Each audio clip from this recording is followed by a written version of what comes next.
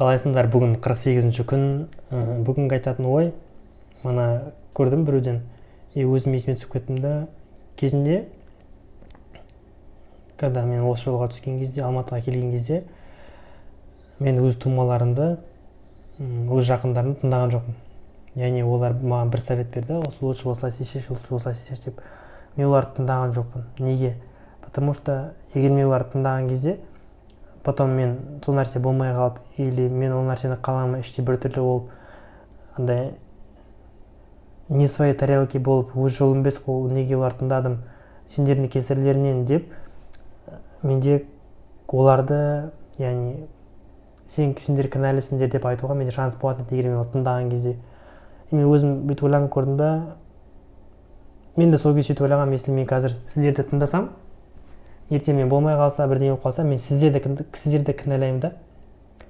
Сіздер кінәлі боласыңдар да ол кезде. Маған оңай болады біреуге кінәні жаба салу. Яғни мен ол кезде өміріме өз жауапкершілігімді өзім алмаймын.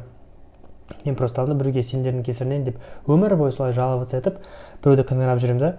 Ал сол кезде мен тыңдамаған, өз жолыммен жүргенім, полный жауапкершілікті өмірде өзіме алдым да, өз қолыма алдым. И бірдеңе болмай қалса, яғни ойдағыдай болмай қалса, пландағыдай болмай қалса, всегда кінәлі мен боламын да.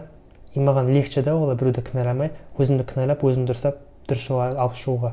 Когда сен біреуді кінәлауға сенде шанс бір мындай мүмкіндік болып тұрады, ол жаман да, когда біреуді кінәлауға сен дайын тұрасың. Потому что любой кезде сен соны кінәлай саласың да, өмір бойы соны кінәлап жүресің. Оған негізі бәрі ғой, потому что өмір сенікі ғой.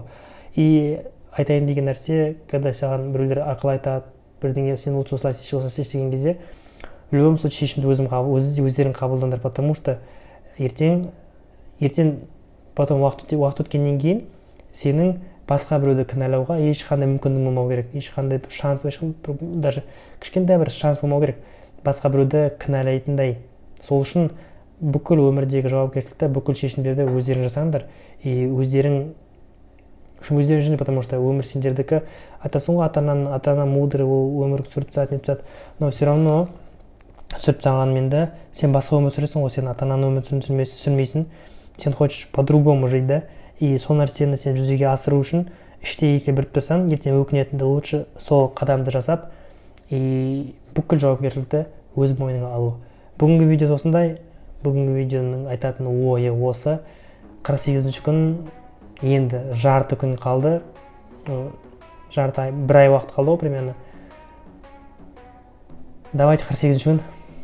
We gonna play now, ready for the show. I'm about to take down, you already know.